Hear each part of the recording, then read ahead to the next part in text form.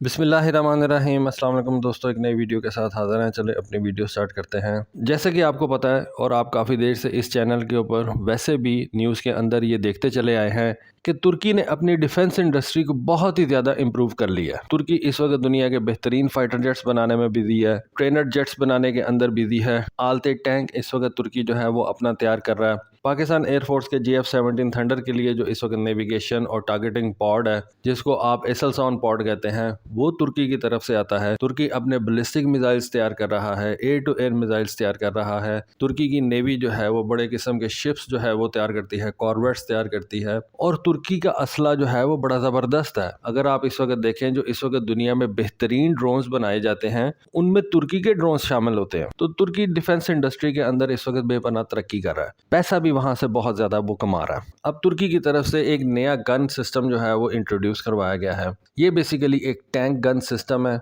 जिसको तुर्की पुराने M60 टैंकों के ऊपर जो है वो लगा सकता है। जर्मनी के बने हुए पुराने लेपर्ड 1 टैंक्स के ऊपर लगा के उनको मॉडर्नाइज कर सकता है। रशिया के पुराने T-70 टैंक्स के ऊपर लगा के जो है वो उनको मॉडर्नाइज बनाया जा सकता है। इस टैंक सिस्टम को तुर्की की कंपनी रॉकेटसान ने जो है वो तैयार किया और इसको उन्होंने नाम दिया है मॉडुलर ज़िलहलीज़ कूले।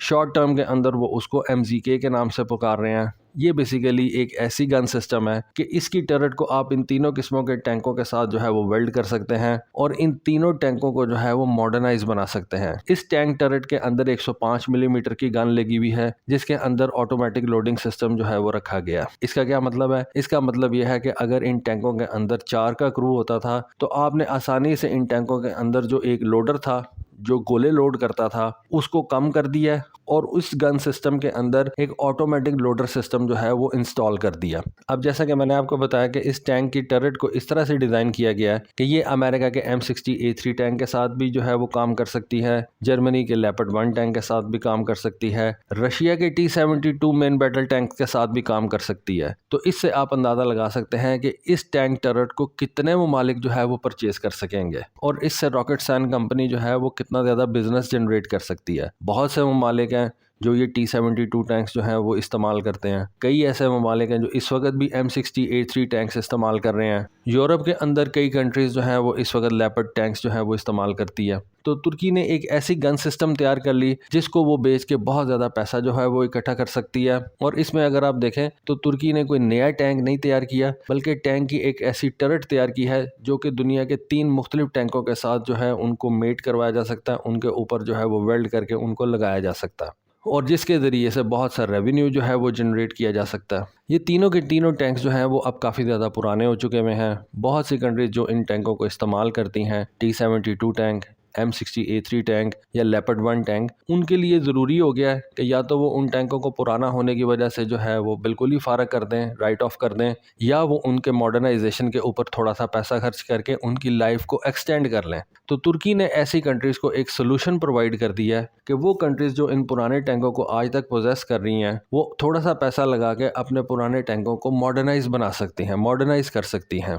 अब इस टैंक टर्रेट की जो एक बड़ी अच्छी कैरेक्टरिस्टिक है वो इसका वज़न है। इस टैंक टर्रेट का जो वज़न है वो तकरीबन 13 टन है, जबकि जो अगर आप देखें कि जो T-72 टैंक है उसकी जो अपनी टर्रेट है उसका वज़न 18 टन था। तो 5 टन का वज़न जो है वो कम हो जाता है, जो कि T-72 टैंक की मोबिलिटी और उसकी फ्यूल कंजम्पशन में जो है बहुत ज़्यादा इजाफा कर सकता है। जो M60A3 टैंक्स हैं उनकी टैंक की जो टर्रेट थी वो 14.5 टन की थी। तो ये जो रॉकेटसान की जो टैंक टर्रेट है ये 13 टन की है। तो M60 टैंक जो इस वक्त दुनिया के ममालिक इस्तेमाल कर रहे हैं उस टैंक की टर्रेट को अगर वो इस रॉकेटसान की टैंक टर्रेट से जो है वो रिप्लेस कर लेते हैं तो एक तो उनको मॉडर्नाइज टैंक की टर्रेट मिल जाएगी, प्लस इसका वज़न भी कम है जो कि फिर उसी तरह से फ्यूल की कंजम्पशन में मदद देगी और मोबिलिटी में भी मदद देगी। उसके बाद इस टैंक टर्रेट के ऊपर जो इस वक्त आर्मर्ड प्रोटेक्शन लगाई गई है वो डेफिनेटली T-72 टैंक की टर्रेट की प्रोटेक्शन से ज़्यादा बेहतर है, M60A3 टैंक की टर्रेट की प्रोटेक्शन से ज़्यादा बेहतर है। बल्कि लेपर्ड 1 टैंक जो है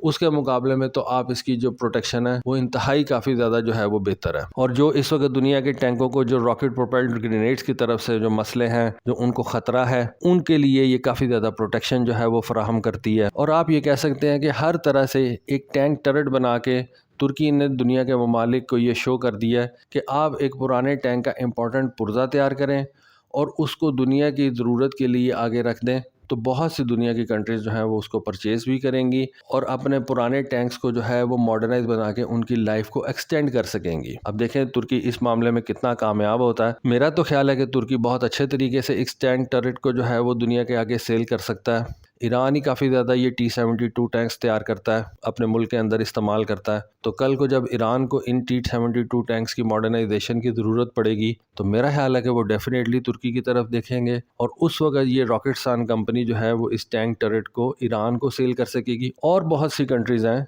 यूरोप के अंदर ही बहुत सी कंट्रीज़ हैं जो कि इस वक्त लेपर्ड 1 टैंक इस्तेमाल करती हैं, जिनको अगर उन्होंने मॉडर्नाइज करना है तो ये डेफिनेटली उनके लिए एक सोल्यूशन होगा और इससे तुर्की जो है वो बहुत ज़्यादा पैसा कमा सकती है। होपफुली आपको आज की वीडियो, आज की इन्फॉर्मेशन पसंद आई होगी। कमेंट सेक्शन में अपनी राय से ज़रूर आगाह कीजिएगा। आज के लिए बस इतना ही। Thank you. अल्लाह हाफ़िज़।